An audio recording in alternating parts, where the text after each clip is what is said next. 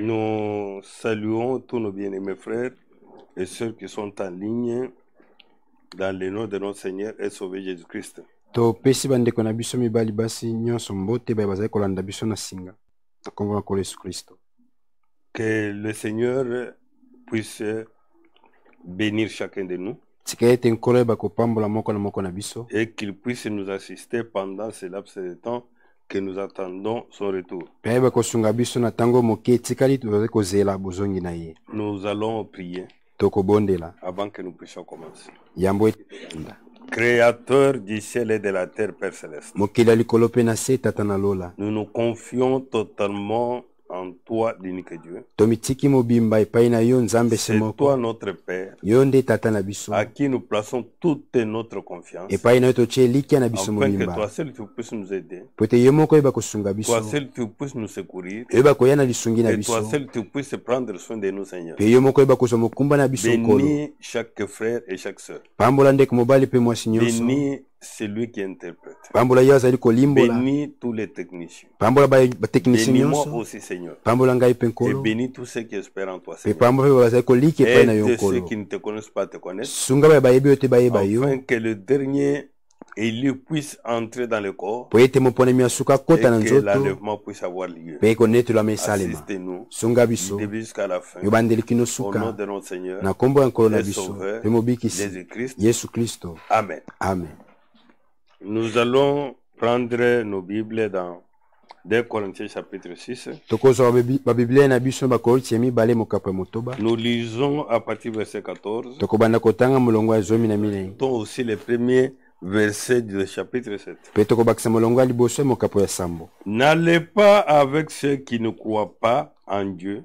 bokende elongo te na baye bazali kondimela nzambe te. Vous ne pouvez pas vivre ensemble. bokoki kobika elongo te. Je suis dans la version parole de vie nzali na mbongo wana na parole de que vie nous prendrons du début jusqu'à la fin. oyo tokozwa kute ebandeli kino suka. Ce qui est juste et ce qui est contraire à Dieu, oyo ezali sembe mpe oyo ekesani na nzambe est-ce que cela va ensemble? yango bango atambolaka elongo. Est-ce que la lumière va avec la nuit? yango pole etambolaka elongo na molili. Est-ce que le Christ peut être d'accord avec Satan? kristo ye akoki kozala boyokani na satana. Est-ce qu'un croyant peut aller avec celui qui ne croit pas en Dieu? motu na mondimi akoki kotambola na oyo azali kondimela nzambe Qu'est-ce te. qu'il y a de commun entre la maison de Dieu et les faux dieux? boyokani nini ezali kati na tempelo na nzambe mpe banzambe ya Nous- lokuta. biso Nous sommes la maison du Dieu vivant. tozali ndako ya nzambe na bomoi. Dieu l'a dit, nzambe alobaki yango je vais habiter et vivre au milieu d'eux. ngai nakofanda mpe nakozala katikati na bango Je serai leur Dieu nakozala nzambe na bango et ils seront mon peuple. mpe bakozala libota na C'est ngai. pourquoi le Seigneur Dieu dit, na ntina wana nkolo nzambe alobi quittez ces gens-là botika bato wana et allez loin d'eux. mpe bokende mosika na bango. Ne touchez pas ce qui est impur. bosimba te na oyo ezali mbindo. Moi, Ngai. je vous accueillerai. nakoyamba bino. Le Seigneur Tout-Puissant dit encore, nkolo na nguya nyonso alobi lisusu je serai pour vous un père nakozala mpo na bino tata et vous serez pour moi des fils et des filles. mpe bino bokozala mpo na nga bana mibali mpe ya Amis très basi chers, baninga balingami. ces promesses sont pour vous. bilaka oyo mazali mpo na bino. Alors lavons-nous de tout ce qui abîme notre corps na bongo tobisukola na oyo nyonso ezali kobebisa et nzoto na biso notre cœur. mpe motema na biso. Cherchons à être parfaitement saints en respectant Dieu avec confiance. toluka ya kozala penza bule na kotosaka nzambe na elikia. Amen. Amen. Nous allons parler autour de la séparation avec le mal. tokoloba nzinga na kokabwa na mobimba na mabe. Donc, nous devons nous séparer avec le mal. nikoloba tosengeli kokabwana na mabe.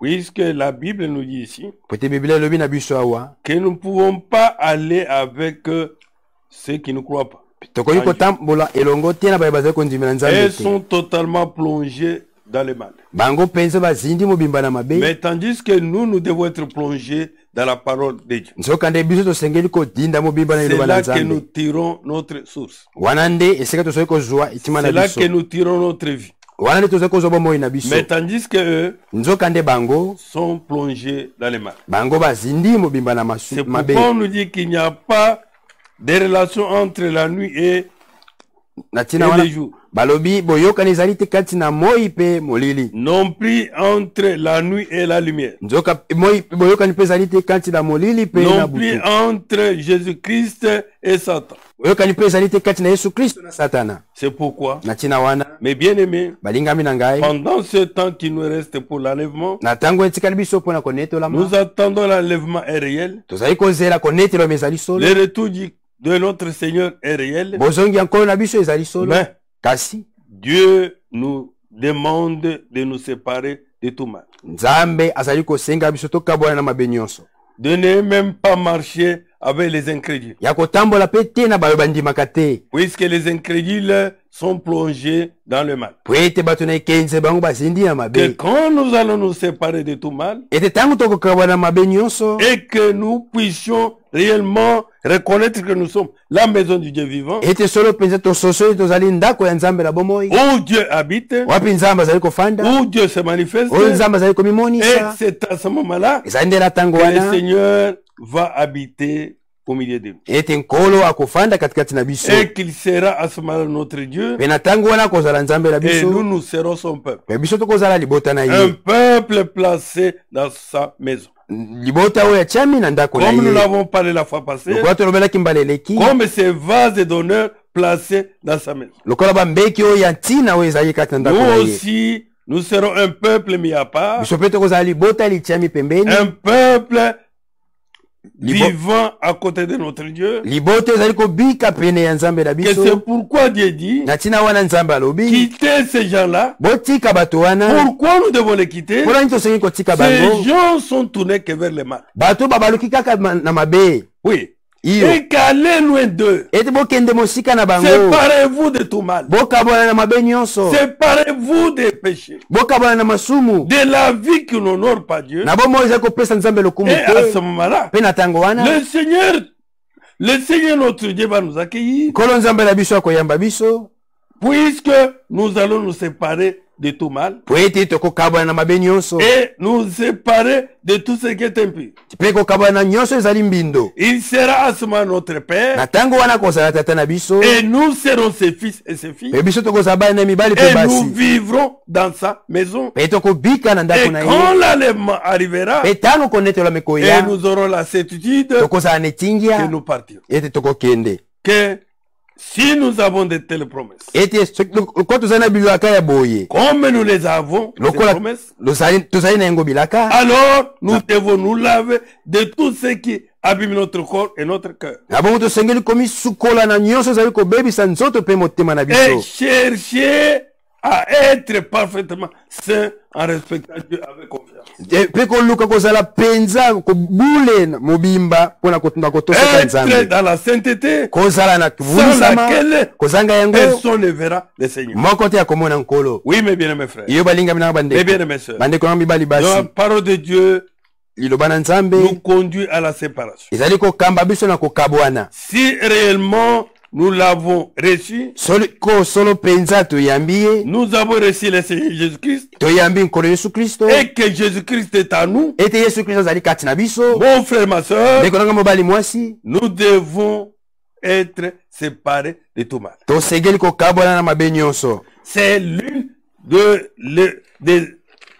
des évidences. ezali moko na Mon frère, bitaliselo que réellement nous l'avons. ete solo mpenza tozali na ye Mais quand nous devons complaire au mal, kasi soki tokende kosepelisa mabe cohabiter avec le mal, kofanda elongo na mabe agir comme ces gens qui font le mal, kosala ndenge bato bazali kosala mon frère, ma ndeko soeur, nanga mobali mwasi c'est la preuve ezali etaliselo que nous n'avons pas encore reçu le Seigneur. ete nanu toyebi nkolo te Notre consolation est vaine. komibondisa tomibondisaka ezali nango Dans pamba Ephésiens 4, il est écrit, na baefeso mine je ekomani prends à partir du verset 17. nakozwa molongo ya 17. C'est pourquoi na ntina wana je vous dis ceci et j'insiste au nom du Seigneur. nazali koyebisa bino boye mpe nazali kobeta sete na nkombo ya nkolo Nous qui devrons être séparés du mal, biso bai tosengeli kokabwana na mabe c'est à nous que cette parole s'adresse. ezali na biso nde liloba oyo ezali kopesama Ne vivez plus comme ceux qui ne connaissaient pas Dieu. bobika lisusu te lokola baye bayebi nzambe te Nous connaissons Dieu biso toyebi et nzambe Dieu nous a connus. mpe nzambe ayebaki biso Notre vie bomoi na biso doit être être différente Et c'est de ceux qui ne connaissaient pas Dieu. na baye bayebi nzambe te. Nous ne pouvons pas prouver ce qu'ils approuvent. Tosengeli te kondima o bango bandimaka. Nous ne pouvons pas marcher comme eux marchent. Tokoki te kotambola lokola bango Nous ne batambolaka. pouvons pas voir leur langage. Tosengeli te kozala na elobeli na Et nous ne bango. pouvons pas faire poser des actes qu'eux posent. Tosengeli mpe kosala misala te o bango basalaka. Oui. Te Ne iyo. vivez plus comme ceux qui ne connaissaient pas Dieu. Bobika lisusu te lokola baye bayebi nzambe te. Leurs pensées ne mènent à rien. Makanisa bango memaka kaka na pamba. Leurs pensées ne conduisent toujours à le mal. Makanisa bango bango kaka na mabe. À commettre l'immoralité. Ya kosala mbindo. À tuer, insulter. Ya koboma À kofinga. critiquer. Ya koloba mabe ya À bato. calomnier. Ya kokosela À bato makambo. voler. Ya koyiba. À escroquer. Ya Et j'en kokosa. passe. Pe bongo na bongo. Voilà leurs pensées. Otala nde makanisa na bango. Là où leurs pensées les amènent. Esika makanisa bango memaka bango. Que notre pensée Ete makanisa na nous biso. conduise à Christ. Ekamba biso na Kristo. Que nos pensées nous amènent à la parole de Dieu. Ete makanisa na biso emema biso na liloba na À nzambe. respecter Dieu Ya kotosa et nzambe. sa parole. Pe liloba na ye. Leur intelligence est dans la nuit. Mayele na bango ekoti na molili. Et ils ne participent pas à la vie de Dieu. Pe bazali kosangana te na bomoi ya nzambe. Oui, Iyo. ce sont les hommes et des femmes de ténèbres. Eza bazali mibali pe basi ya molili. Toute leur intelligence est dans la nuit. Mayele na bango nyonso zali na molili. Et ils sont dans la ruse, Pe bazali na nyamu mayele mabe. cherchant comment commettre le mal, Kolukaka ndenge nini kosala mabe. cherchant comment détruire telle ou telle autre personne, Kolukaka ndenge nini kobebisa moto kosongo to cherchant pakala. comment faire tomber tel ou tel autre. Kolukaka ndenge nini kokwisa Comment songo il to faut les pakala. nuire. Ndenge nini kosala mabe. Voilà toute leur intelligence Tala mayele na est bango nyonso. tournée vers le mal. Yango ebaloki kaka na mabe. Pourquoi? Pona nini? Car ils sont dans la nuit Nzambe bazali na molili. et ils ne participent pas à la vie de Dieu. Pe bazali kosangana te na bomoi ya nzambe. Ils sont loin de la vie de Dieu. Bazali mosika ya bomoi ya nzambe. En effet, Na bongo. ils sont ignorants Bango bayebi te. parce que leur cœur est fermé. Po ete motema libango ekomisami libanga. Leur cœur est imperméable à la parole de Dieu. Motema libango koyamba liloba na nzambe te. La parole de Dieu ne peut pas trouver la place dans leur cœur. Liloba na nzambe koyi kozwa esika na motema na bango Ce sont te. des incrédules Bazali bato na ekenzi. dont le cœur est imperméable Oyo motema libango koki à koyamba la te. parole de Dieu. Liloba na nzambe te. Oui, Iyo. qui ne savent plus ce qui est bien et ce qui est mal. Bango bazali sili kososola te nini ezali malamu mpe mabe. Ils ont la confusion Bazali na de mobulu discerner ya kozanga ce kososola. qui est bien Oyo ezali malamu et ce qui est mal. pe oyo ezali mabe. Pour eux. Mpo na bango Tout nyonso c'est bien. ezali kaka malamu. Même les malais, Ata mabe pour eux, mpo na bango c'est bien. eza malamu.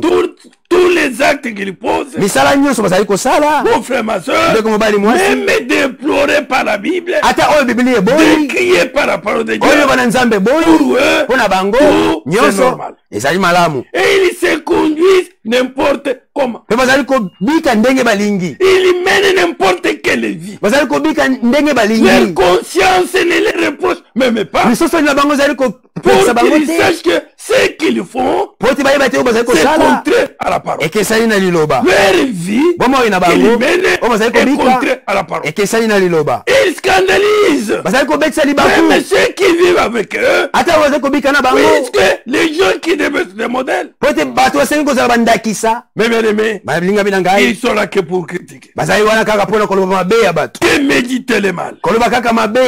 que chercher à nuire tel ou tel autre, Koluka kobebisa kosala mabe na songolo to pakala. qu'ils se conduisent n'importe comment. Pe bazali kobika ndenge balingi. Toutes les actions immorales Misala nyonso ya mabe ya qu'ils mbindo. ont envie de faire, Bango bazali na posa ils kosala. les font sans se gêner. Bazali kosala yango kozanga koyoka soni. Oui, Iyo. s'ils veulent se prostituer, So bali kosala commettre kindumba. l'adultère, Kosala ekobo. insulter, Kofinga. escroquer, Koyiba. calomnier, Kokosa bato makambu. tromper, et j'en Kokosa. passe. Ebongo na bongo. Ils ne se gênent pas. Bazali koyoka soni kutu te.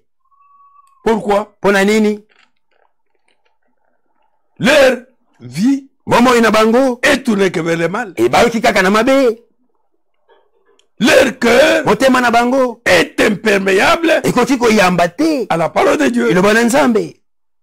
Ils n'ont rien de Dieu. bazali na eloko moko te ya nzambe, Ils ne sont pas participants à la vie de Dieu. bazali kosangana te na bomoi ya C'est nzambe. pourquoi Na ntina wana de telles personnes, bato ya boye, pourquoi marcher avec de telles mpona personnes? nini kotambola na bato ya boye, Vivre avec de telles personnes, kobika na bato ya boye, mener une même vie avec de telles personnes. kobika bomoi ndenge moko na bato ya boye. Que le Seigneur nous aide. Tika ete nkolo asunga biso Afin d'être totalement séparés otia kozala mobimba kokabwana du mal. na mabe, Que cette séparation ete bokabwani yango soit réelle ezala solo dans mpenza notre vie. na bomoi na biso, Que vous, ete bino ce n'est pas de cette façon ezali boye te nde que vous avez appris à connaître le Christ. bino boyekolaki ya koyeba Kristo. Mais Casse. est-ce que c'est bien du Christ que vous avez entendu parler? Bino motuna solo mpenza boyokaki koloba na ntina na Kristo, Est-ce que c'est lui qu'on vous a enseigné ezali ye nde balakisaki bino selon la vérité qui est en Jésus? kolanda solo ezali kati na Yesu, Puisque si on vous a prêché Jésus, po ete soki bateyaka bino Yesu, Jésus n'était pas immoral. Yesu ye azalaki moto na mbindo te, Jésus était saint. Yesu azalaki bule. Et si on nous a enseigné Jésus, Pe soki balakisi biso nous Yesu, devons désirer tosengeli kolinga d'être saints ya kozala bule comme lui. lokola ye. Mais, Kasi mon frère, ndeko nanga mobali, ma soeur, ndeko nanga mwasi, mais quelle est la parole que tu as entendue? liloba nini oyo oyokaki? Mon frère, Ndeko nanga mobali, tu écoutes la parole, oyokaki liloba, tu continues à mener la mauvaise vie, ozali kokoba kobika bomoi ya mabe, la vie des rapines, bomoi ya mabe, la vie d'hypocrisie, bomoi ya kokosa biloko et le mibale, mal est toujours à ta porte, pe mabe ezali kaka na ekuke na yo, et le mal est toujours dans ton cœur. pe mabe ezali kaka na Et motema na chaque yo, jour tu médites le mal. mokolo na mokolo ozali komanyola Et mabe. quelle parole as-tu reçue? Liloba ya ndenge nini yango oyo La yamba, parole de la vérité, liloba ya venant solo de la bouche de Dieu. kautaka monoko na Non, nzambe. mon frère. Te ndeko na Non, ma ngai soeur. mobali pe mwasi, Examine-toi. mitala malamu Si c'est la véritable soki parole, ezali liloba ya solo, mon frère, ma ndeko soeur, mobali mwasi, cette parole Liloba yango. ne doit pas te laisser tel que tu es. ekotika yo te ndenge ozalaki.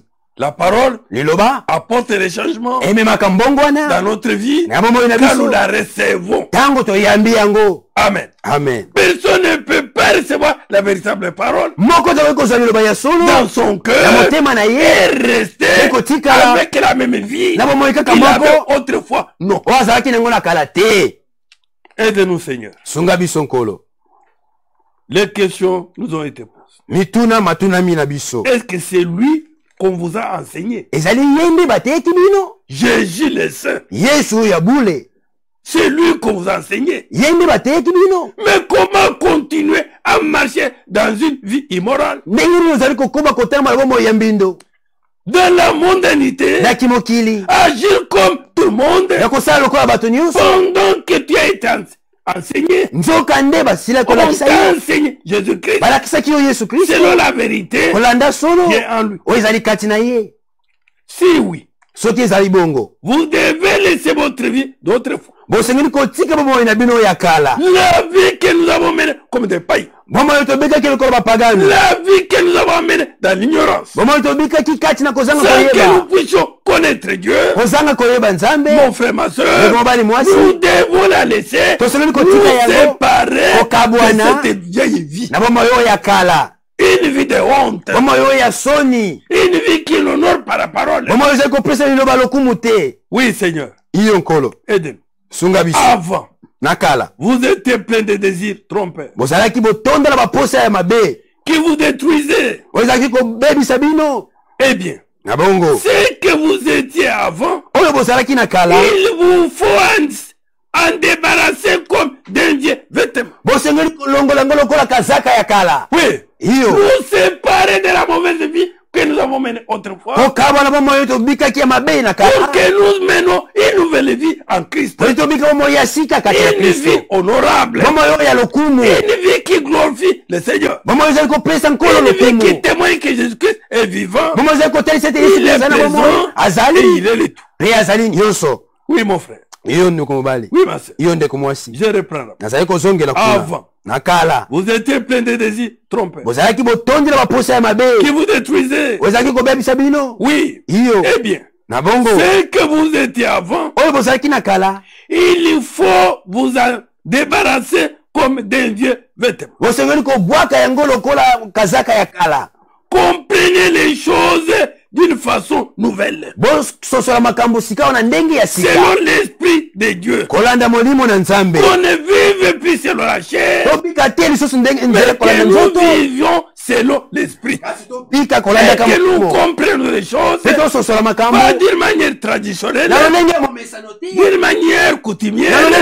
D'une manière mondaine. Mais que nous comprenions des choses selon l'esprit de Dieu.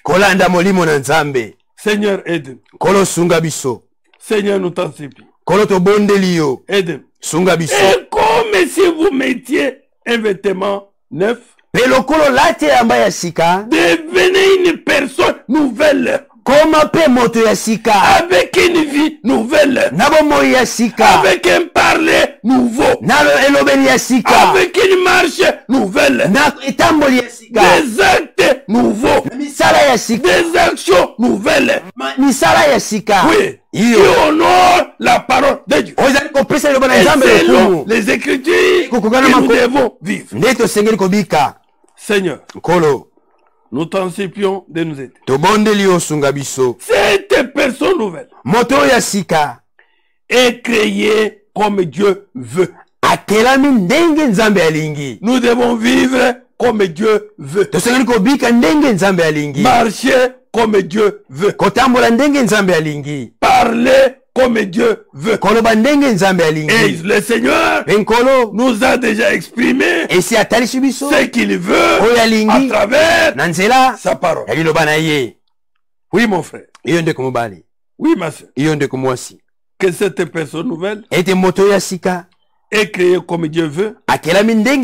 La vérité la rend juste et saine. Sanctifie-le par ta parole. Car la parole est la vérité. Oui. Quand nous écoutons la parole de Dieu, qui est la vérité, la parole ne nous laisse pas tel que nous sommes. Cette parole nous rend juste et saine. Puisque ça la sainteté, personne ne verra le Seigneur. Oui, mon frère. Oui, ma soeur. Alors ne mentez plus. Et pourtant aujourd'hui, le mensonge est à la mode. Chacun doit dire la vérité à son proche. Parce que tous ensemble, nous faisons partie d'un même corps. Et les membres du même corps doivent se dire la vérité sans hypocrisie, sans calomnie et sans autre chose. Oui. Oui, mon frère. Que puisque nous faisons partie du même corps, quand vous vous mettez en colère, ne commettez pas de péché. Votre colère doit cesser avant le coucher du soleil. Ne laissez aucune place en vous à l'esprit du mal. Que l'esprit du mal ne vienne pas vous envahir. Au contraire, soyez séparés avec l'esprit du mal.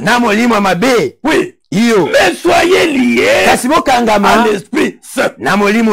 Que le Saint-Esprit nous conduise. Que le Saint-Esprit puisse nous consoler, nous rapprocher, et le Saint-Esprit puisse nous conduire en nous montrant le chemin de la vérité. Oui. Oui, mon frère. Que votre colère doit cesser avant le coucher du soleil. Ne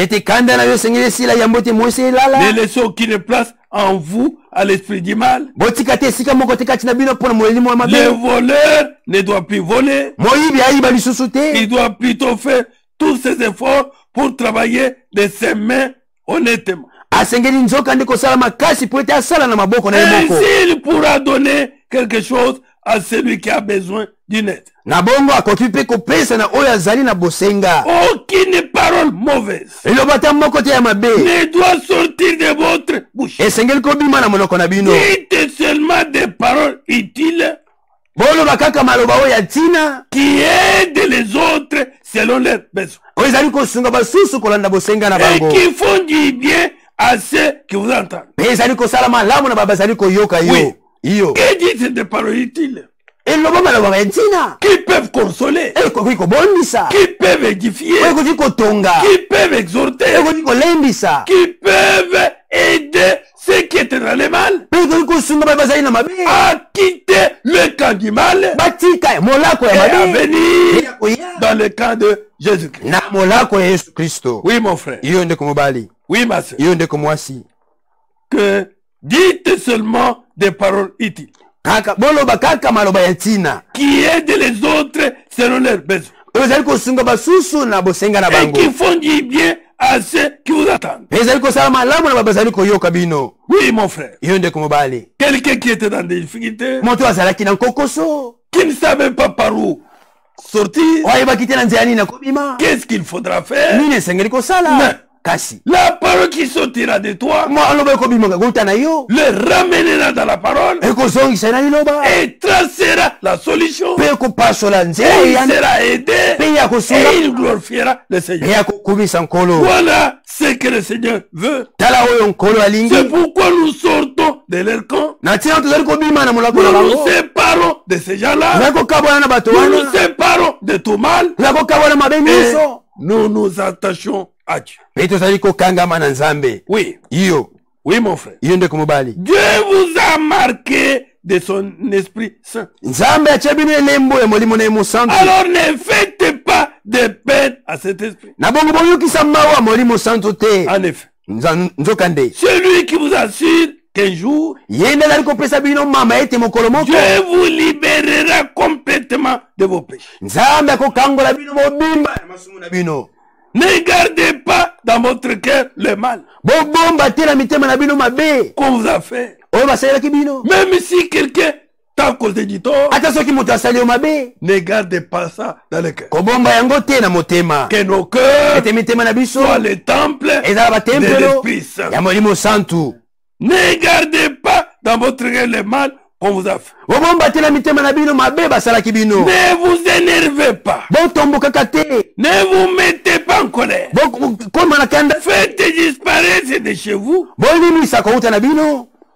les cris, Konganga, les makelele, insultes, mafinga, le mal sous toutes ses formes. mabe na lolenge na yango nyonso. Que le mal sous toutes ses formes Mabe na lolenge na yango doit nyonso. disparaître Esengeli elimwa parmi nous. katikati na biso. Puisque Dieu nous a appelés Po ete Nzambe abengi biso. pas à être dans le mal, Ya kozala na mabe à te. vivre dans le mal, Ya kobika na mabe mais te. Dieu nous a appelés Kasi Nzambe abengi à biso. vivre Ya dans la kobika sainteté. kati na C'est pourquoi elle a kosantu. dit, Na tina wana lobi. soyez saints Bozala comme bule. votre Père Lokola tata na bino. est saint. Azali bule. Oui, mon frère. Iyo ndeko mobali. Oui, ma soeur. Iyo ndeko mwasi. Soyez bons les uns pour les autres. Bozala malamu bamoko na bamosusu. Ayez un cœur plein de tendresse. Bozala motema etondi na mawa. Pardonnez-vous les uns aux autres Bolimisa na bamoko na bamosusu. comme Dieu vous a pardonné dans le Christ. Lokola Nzambe alimisi bino kati na Oui, mon Kristo. Iyo ndeko mobali. Même si ton frère a fait du mal, Ata soki ndeko no asali mabe. pardonne. Limbisa. Ils ne font pas dire, Esengeli te koloba. je l'ai pardonné hier, Nalimbisaki elobi. mais aujourd'hui, Lelo. il a fait sciemment, Asali yango na je ne nko. pardonne plus. Nakolimbisa lisusu te. Non. Te. La Bible nous dit, Biblia elobi. par jour, Na mokolo. 7 fois, 70 fois. Mbala sambo tukulu sambo. Pardonnez Limbisa. pour que notre Père Oye tata na qui est biso. au ciel Wazali nous likolo. pardonne aussi. Alimbisa biso pe. Amen. Amen. Nous entrons dans Ephésiens 5, Tozali kokota na baefeso mitano. où nous commençons à partir du premier verset. Il est dit ceci. Vous êtes les enfants que Dieu aime. Bino bozali bana oyo Nzambe azali Eh bien, kolinga. Abongo. imitez-le. Bomekola ye. Imitons Dieu. Tomekola Nzambe. Imitons la vie de Dieu. Tomekola bomoi ya Nzambe. Imitons la marche de Dieu. Tosala tamboli ya Vivez Nzambe. dans l'amour comme le Christ. Bolingo lokola Kristo. Il nous a aimés Walingaki biso. et il a donné sa vie pour nous. comme une offrande et un sacrifice agréable à Dieu. Vous appartenez à Dieu. Donc chez vous, on ne doit même pas entendre parler de certaines choses. Puisque nous appartenons à Dieu, mon frère, ma soeur, que chez nous, il y a des choses qu'on ne peut pas entendre. Oui, chez nous, on doit entendre la parole. Chez nous, on doit entendre les psaumes. Chez nous, on doit entendre les cantiques spirituels. Dieu est glorifié de Seigneur. Oui, mon frère. Oui, ma soeur. Il y a des choses qu'on ne doit pas entendre chez nous. Pourquoi? Car nous appartenons à Dieu. Nous sommes le peuple de Dieu. Nous sommes des fils et des filles de Dieu. Et que Dieu est parmi nous. Oui. Par exemple. Voici de quelque chose, par exemple, qu'on ne peut pas entendre parler chez nous. Par exemple, faire toutes sortes d'actions immorales et mauvaises. La vie immorale. L'immoralité n'est pas seulement la débauche. Toutes les actes désapprouvés par Dieu ne peuvent pas se faire entendre chez nous. Oui, mon frère. Oui, ma soeur. Et mauvaise. Cherchez à voir tout pour soi. L'égoïsme, la cupidité, tout ça, ce sont des choses qu'on ne peut pas trouver chez nous. Pas de paroles grossières, ni stupides, ni sales. Oui. Des histoires, mes frères, ma soeur, des paroles pour, je ne sais pas, amuser la galerie. Non. Des paroles sales. Même pas à travers nos télévisions. Pas dans nos maisons. La Bible nous dit on ne doit pas trouver de telles choses. Pas des paroles grossières, ni stupides, ni sales. Cela ne se fait pas. Mais quand vous parlez, faites-le plutôt pour remercier Dieu. Oui. Tout doit se faire pour la gloire de Dieu. Nos maisons sont consacrées à Dieu. C'est pourquoi dans nos maisons, pas l'immoralité. Non, mon frère. Non, ma soeur. Que vous devez savoir ceci. Ceux qui mènent une vie immorale ou mauvaise ne participeront pas au royaume du Christ et de Dieu. Ils ne seront jamais enlevés. L'enlèvement n'est pas pour eux. L'enlèvement, c'est pour ceux qui mènent la vie sainte. Oui. La vie qui glorifie Dieu. Mais bien aimé, quand la Bible dit que de telles personnes ne participeront pas, ce n'est pas pour amuser la galerie. C'est la vérité. Ces gens qui mènent une vie immorale, les gens qui marchent d'une mauvaise manière, les gens qui participent dans le mal, ou qui approuvent le mal, ou qui approuvent les hommes qui commettent le mal, et aussi n'hériteront pas le royaume de Dieu. Oui, mon frère. Les gens qui veulent tout pour eux, Bato balingi nyonso kaka pona bango. N'y participeront pas. Non. Bango pe bakosangana te. Les cupides. Bato na lokoso misolo. Les égoïstes. Pimi. Qui veulent tout pour eux. O balingi nyonso kaka pona Qui ne bango. participeront pas aussi. Bango pe bakosangana te. En effet. Na bongo. Tout vouloir pour soi. Koluka kaka nyonso pona yo. C'est une façon d'adorer les faux dieux. Ezali lolenge pe ya kosambela banzambe bikeko. Personne ne doit vous tromper avec des paroles creuses. Moko te asengeli kokosa bino na maloba ya pamba masukulu. À cause de tout cela, Pona tina na yango la nyonso. colère de Dieu vient sur les gens qui refusent de lui obéir. Kanda na nzambe zali koyali kona ba ebanso bazali koboya kotosa Ne nzambe. faites donc pas comme eux. Bino bongo bosala lokola bango te. Séparez-vous d'eux. Bino bokabwana na bango. Laissez-les faire les histoires. Botika bango basala makambo na Nous ne bango. sommes pas concernés par ça. Nous Nous sommes concernés par la préparation pour l'enlèvement. Biso bongisama pona koneteloma nde etali biso. Et c'est la parole seule qui nous prépare. Ezali nde liloba bobele liloba nde ezali kobongisa biso. Oui, mon frère. Iyo ndeko mobali. Personne ne doit vous tromper avec des paroles creuses. Moko te asengeli kokosa bino na masukulu maloba ya pamba. À cause de tout cela, Na pona makambo wana la nyonso. colère de Dieu vient sur les gens qui refusent de lui obéir. Kanda na nzambe ezali koyali kona bato bali boyi kotosa ye. Ne faites donc pas comme eux. Bino na bongo bosala te lokola bango. Oui. Na bongo. Avant, Na kala. vous étiez dans la nuit. Bozalaki na molili. Mais maintenant, Kasi en sikawa. état uni au Seigneur, Bozalaki kosangana na nkolo. vous êtes dans la lumière. Bozali kati na pole. Oui. Iyo. Qui est dans la lumière, Nani azali na pole? c'est lui qui est uni à Christ. Oyo asangani na Kristo. C'est lui qui a reçu Christ dans son cœur. Oyo ayambi Kristo na motema na C'est ye. lui qui a reçu Christ dans sa vie. Oyo ayambi Kristo na bomoi na C'est ye. celui-là Ezali ye wana nde. qui est dans la lumière. Oyo azali kati na pole. Vivez comme des gens qui appartiennent à la lumière. Bobika lokola bato bazali na pole. Ce que la lumière produit, Oyo pole ezali kobimisa. c'est toute action bonne, Ezali lolenge nyonso ya misala malamu. juste Oyo ya sembo. et vraie. Pe oyo ya solo. Voilà ce que la lumière produit. Botala oyo pole ebimisaka. Et nous aussi, Et biso si nous sommes dans la lumière, soki tozali na mon pole. frère, ma soeur, Ndeko mobali mwasi. nous allons produire la bonté, Tokobimisa bolamu. la justice Bosembo. et la vérité. Pe solo. Cherchez ce qui plaît au Seigneur. Bon luka oyo ezali kosepelisa nkolo. Les actions qui appartiennent à la nuit ne produisent rien de bon. Misala ya molili ebotaka mbuma te ya malamu moko te. N'y participez pas. Bosangana na Au yango te. contraire, Nzokande. dénoncez-le. Boboya yango. Condamnez-le. Bokweyisa yango. Ne participez pas au mal, Bosangana na mabe te. aux œuvres des ténèbres. Na misala ya molili. Non, mon frère. Tende À kumbai. une mauvaise vie, non. Na bomoi ya mabe te. Aide-nous, Seigneur. Sunga biso nkolo.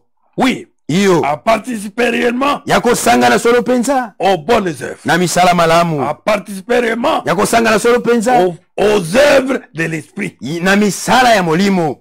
Oui, Iyo. ce que ces gens-là font en cachette, Oyo bato wana basalaka na nkuku ya kobatama. on a honte d'en parler. Toyokaka soni ya koloba na yango. Pourtant, Nzokande. quand on dénonce ce qu'ils font, Oyo soki tobimisi na mpwasa oyo bazali leurs kosala. actions apparaissent en pleine lumière.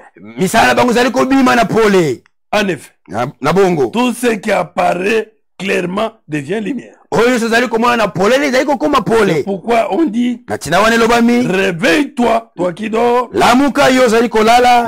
lève-toi du milieu des morts, Telema katikati na et bawa. le Christ t'éclairera de sa lumière. Pe Kristo akongengisa yo na pole na ye.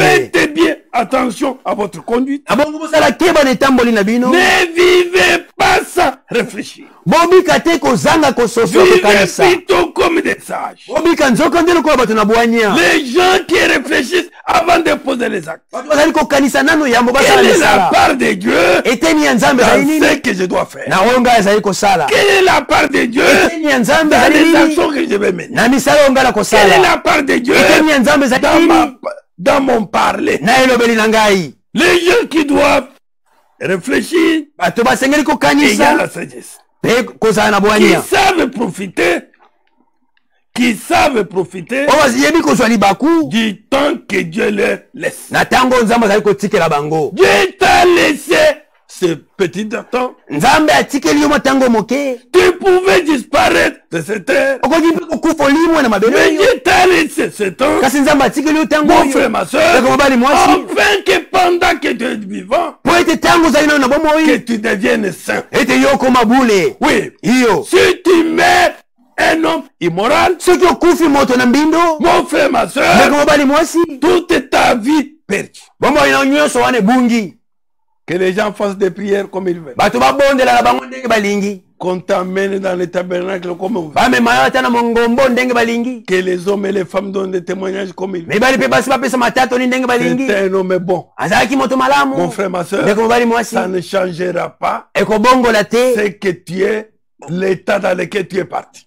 Oyo ozali lolenge kati na yango yo okei. C'est pourquoi, Na ntina wana. pendant que nous avons encore ce laps de temps, Na ntango tozali na mwa ntango moke. réfléchissons, Tokanisa. profitons de ce temps, Tozwa libaku na ntango afin oyo. d'être saints, Po ete ya kozala comme bule. notre Père Lokola tate na biso. est saint, Azali bule. afin de nous séparer Wayeba de tout kokabwana. mal Na mabe nyonso. et que nous puissions Ete toyeba. porter nos regards Obalusa miso na vers biso. les biens. Bobele na malamu. Les jours que nous vivons sont mauvais. Mikolo kati yango tozali kobika majali pourquoi? mabe.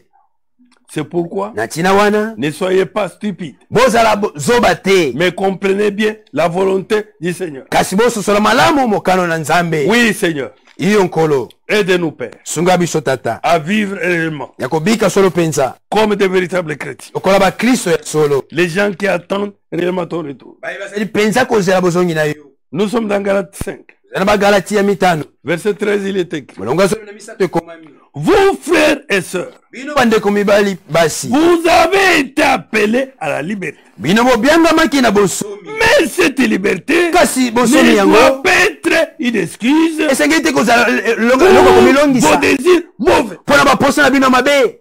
Je suis libre. Onga azali na Ne bosomi. me jugez pas. Bosambisa Mais ngai si te. j'ai rendu, Yenkolo ne lokola. jugez pas. Bosambisa te. Laissez-moi. Botika Je ngai. suis libre. Nazali bosomi te. C'est dit dedans. Oyo ya kati. Nous devons les juger. Ba ya kati tozali kosambisa bango. Et nous devons aussi Et tosengeli pe. les ramener, Kozongisa bango. mon frère, Ndeko mobali. à la parole de Dieu. Kati na liloba na Nzambe. Au contraire, Nzokande. mettez-vous au service les uns des autres avec amour. Bozala na mosala bamoko ba mosusu na bolingo. Reprenez avec amour Bopamela na bolingo. celui qui vient des autres. Wazali kobika na mobulu. Mon frère, ma soeur, Ndeko mobali mwasi. celui qui n'est pas séparé avec le mal, Moto akaboli na mabete. qui mêle le mal avec le bien. Wazali kosangisa malamu na mabe. Reprenez-le avec amour. Bopamela ye na bolingo. Aidez-le, Bosunga ye. mon frère, Ndeko na à ngai. sortir de la nuit Ya kobima na molili. vers la lumière. Paya na pole. Toute la loi de Moïse est contenue dans un seul commandement. Mobeko nyonso ya Mose ezali kaka na mobeko moko. Tu dois aimer ton prochain comme toi-même. Osengeli kolinga moninga na yo lokola yo moko. Mais si vous vous mordez, Kasi soki bozali koswana. et si vous vous blessez les uns les Si autres, bozali kozokisa na bamoko na bamosusu. attention, Bosala keba. vous allez vous détruire. Keba ete bobebisana. C'est pourquoi Na tina wana. j'ai dit, Nalobi. laissez l'Esprit Saint conduire votre vie. Botika molimo santo akamba bomoi na bino. Ainsi, vous ne suivrez pas vos désirs mauvais. Na bongo bokolanda te baposa na bino ya mabe. Ces désirs qui nous conduisent que dans les mal. Baposa ozali komema kaka na mabe. Le désir qui nous conduit à envier même les méchants. Baposa ozali kotina biso kolula ata bato mabe. Bato na Les kanza. gens désapprouvés par la parole. Bato oyo liloba na Nzambe boyi. Les envier. Kolula bango. Envier leur vie. Kolula bomoi na bango. Envier leur bien. Kolula bozima Non, mon bango. frère. Kende ko Non, mobali. ma soeur. Kende ko mwasi. Mais à ce moment-là, Kasi na tango wana. si tu es séparé avec les mal, Soki okaboli na mabe.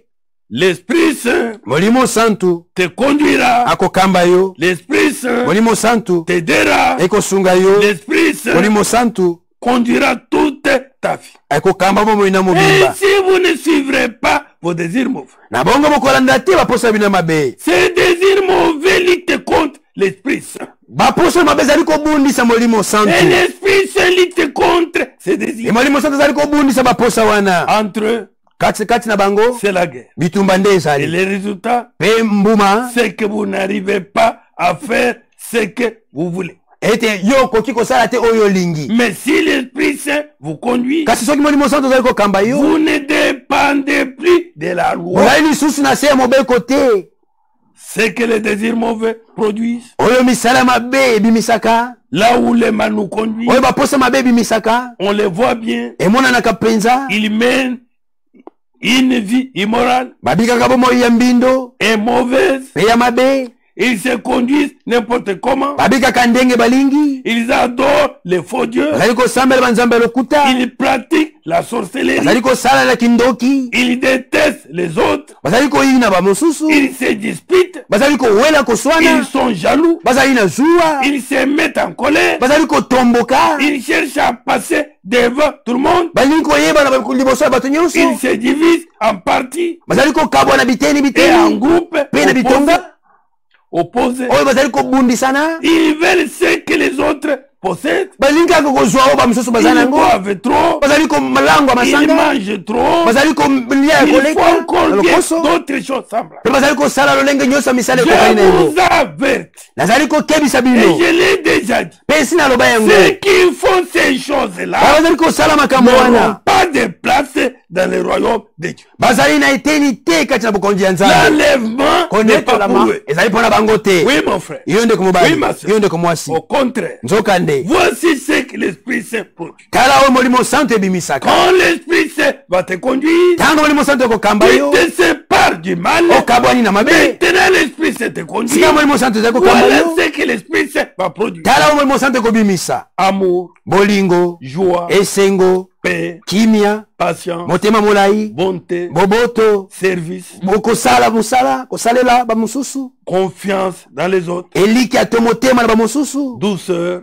Bopolo. maîtrise de soi. Komikanga. La loi n'est sûrement pas contre ces choses-là. Solo penza mobeko ezali kotelemela yango te. Ceux qui appartiennent au Christ Jésus Baye bazali ya Kristo Yesu. ont cloué sur la croix les désirs mauvais Bango babaki na ekulusu baposa mabe. qui les entraînaient. Ozaki komema bango. Ces désirs mauvais Baposa mabe. ont été crucifiés à la croix. Yango ebakamaki na ekulusu. Ils n'obéissaient plus à ces désirs mauvais. Bazali kotosa lisusu baposa mabe te. Ils sont séparés de tout mal. Bango bakabwani na mabe nyonso. Ils s'abandonnent maintenant à Dieu. Sika bamipesi na Nzambe. Ceux qui appartiennent au Christ, Baye bazali ya Kristo. ceux de sa maison, Baye ya ndako na ye. ont cloué sur la croix les désirs mauvais Babaki na ekulusu baposa mabe. qui les entraînent. Oyo ezali komema bango. Puisque l'Esprit Saint nous fait vivre, Po ete molimo santo ezali kopesa biso bomoi. laissons-nous conduire par cet esprit. Totika ete molimo yango ekamba biso. Oui, mon frère. Iyo ndeko mobali. Que le Seigneur nous aide. Sunga C'est biso. pourquoi Na tina wana. nous devons rejeter tout mal. Tosengeli kobwaka mabe nyonso. Loin de nous, Mosika na biso. toute mauvaise vie. Bomoi nyonso ya mabe. Loin de nous, Mosika na biso. toutes mauvaises pensées. Makanisi nyonso ya mabe. Loin de nous, Mosika na biso. nous devons rejeter cela. Tosengeli kobwaka Comme yango. nous dit dans 1 Pierre 2, Lokola Petro yambo mibale elobi na biso. premier verset. Molongo ya Il liboso. est dit, rejetez donc tout ce qui est mal. Bobwaka na bongo nyonso ezali mabe.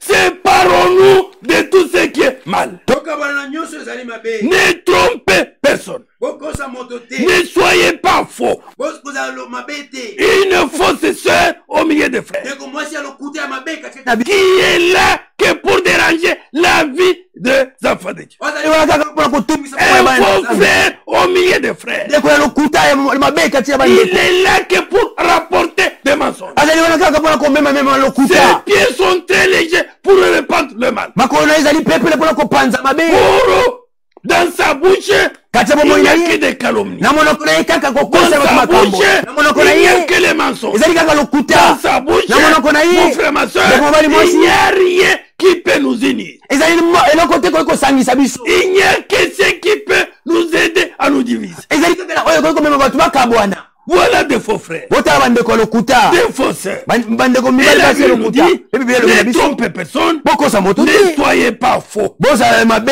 te. ne soyez pas jaloux. Bozala na zuwa te. Quand Dieu a béni ton frère, Ntango nzambe apamboli ndeko na tu yo deviens jaloux. okomi na Tu zuwa. commences à les critiquer. Okomi koloba mabe na Tu bango. commences à parler du mal de lui. Okomi koloba mabe na ntina na Non, ye. mon frère. Te ndeko C'est mobali. une mauvaise vie. eza bomoi ya mabe. Séparons-nous d'une telle vie. Tokabwana bomoi ya C'est boye. une vie Eza qui bomoi. ne peut pas nous permettre Okoki kosunga biso te. d'être enlevés. Ya konetolama. C'est pourquoi Na ntina wana nous rejetons Tout tout ce qui est mal. tozali kobwaka nyonso ezali mabe. Nous nous séparons de tout ce qui est mal. Tozali Oui. Et on nous dit là-bas, ne dites pas du mal des autres. Comme des bébés qui viennent de naître, désirez le lait de la parole de Dieu. C'est un lait, ça mélange. Alors, en le buvant, vous grandirez et vous serez sauvés. Amen. Amen. En effet, les livres le disent, vous avez goûté comme le Seigneur est bon. Et si vous avez goûté qu'il est bon, approchez-vous du Seigneur Jésus. Il est la pierre vivante. Les gens l'ont rejeté, mais Dieu l'a choisi. Et elle est précieuse à ses yeux. Oui, mon frère. Oui, ma soeur. Que rejeter tout ce qui est mal. Nous devons nous séparer du mal. Tout ce qui n'honore pas Dieu. Même les mauvaises personnes. La mauvaise compagnie. Nous devons nous séparer de la mauvaise compagnie. Mon frère, ma soeur, marcher avec les gens qui peuvent m'édifier, qui peuvent m'exhorter, qui peuvent me ramener dans la douceur, dans l'amour, dans la parole de Dieu. Oui, mon frère. Oui, ma soeur. Que le Seigneur nous aide. Qu'il puisse nous assister pendant ce laps de temps qui nous reste. Nous rentrons et nous allons nous arrêter dans Galates 6. Où nous rentrons.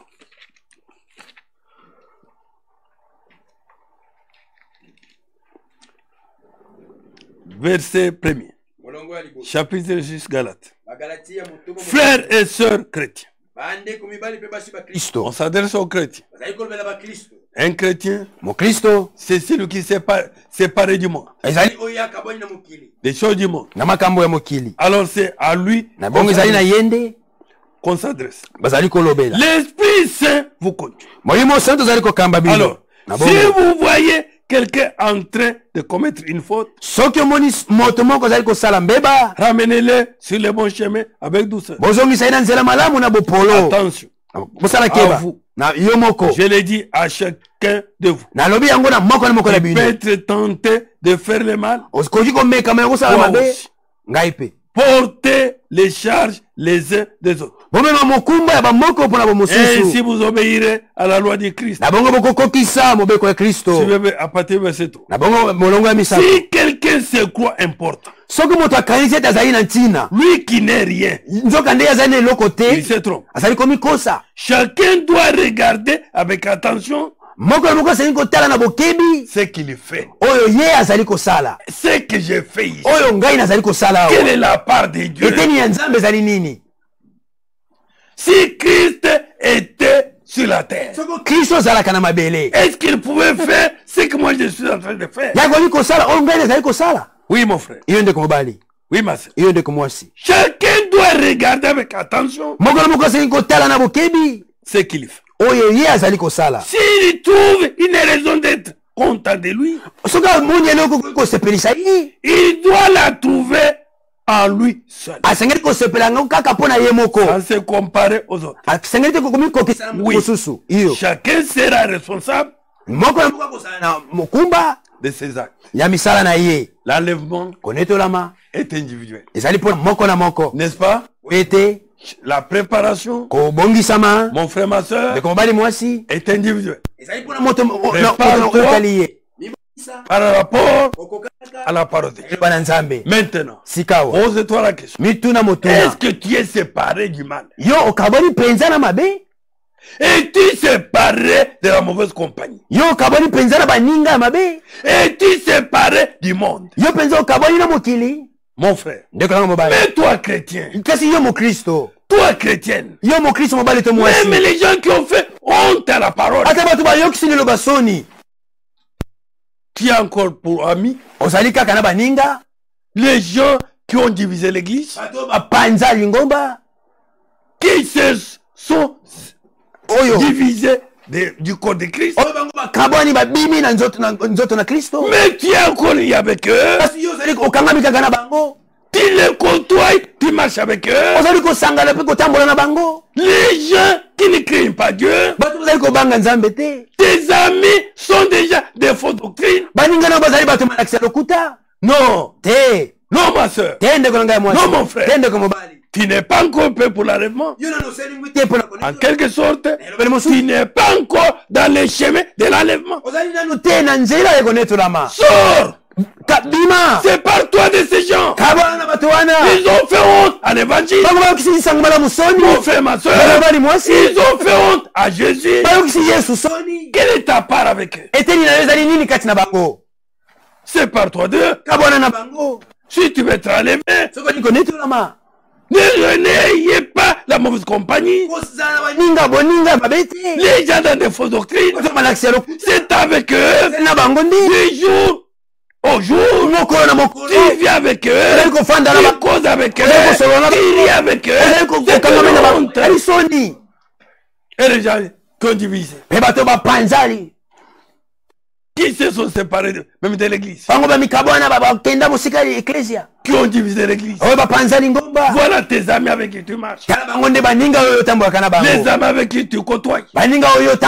Non ma frère, non mon frère, que le Seigneur nous aide à nous séparer, qu'il y ait une séparation nette avec tout mal, avec toute mauvaise compagnie, avec toute personne qui ne veut pas vivre la parole, que nous puissions remettre séparés, et que nous puissions appartenir à Dieu seul. Que Dieu soit notre Père et que nous soyons ses fils et ses filles. Que Dieu vous bénisse. Prions Dieu. Dieu Tout-Puissant, Créateur du ciel et de la terre. Nous venons devant toi, l'unique Dieu.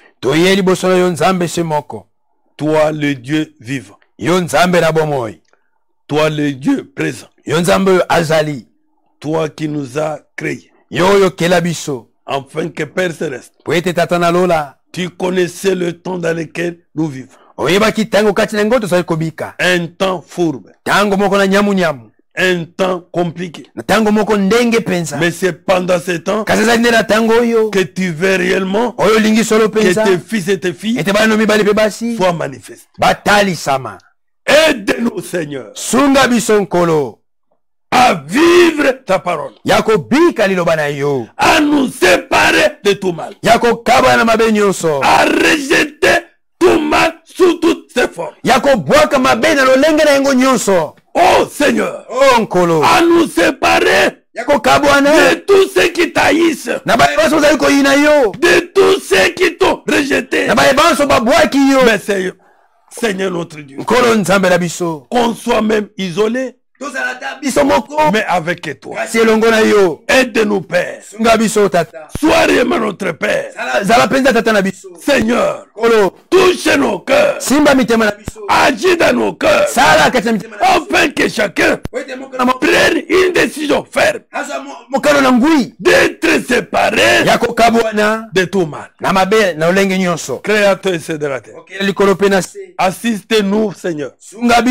Nous nous confions en toi, l'unique Dieu. En toi, l'unique secours. Sois réellement notre Père au milieu de nous. Pourvoir à tous nos besoins. Assiste-nous en toute occasion. Dieu de gloire, le Dieu véritable, tu nous as appelés à nous séparer de tout mal, mais tu nous as appelés afin que le Saint-Esprit nous conduise. Seigneur notre Dieu, conduis nos pas, conduis notre parler, conduis notre vie, conduis notre marche. Aide-nous, Seigneur, à être saints comme tu es. Perfectionne-nous Du jour au jour.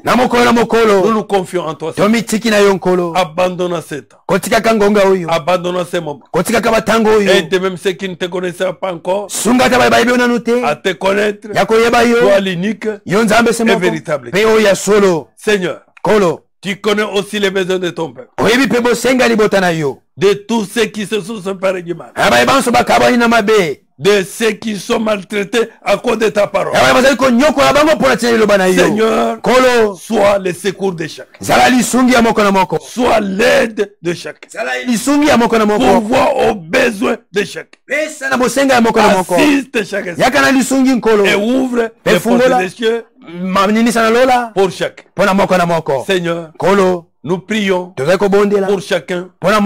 Seigneur notre Dieu, pour nous tous qui attendent notre retour. Seigneur notre Dieu, aide-nous.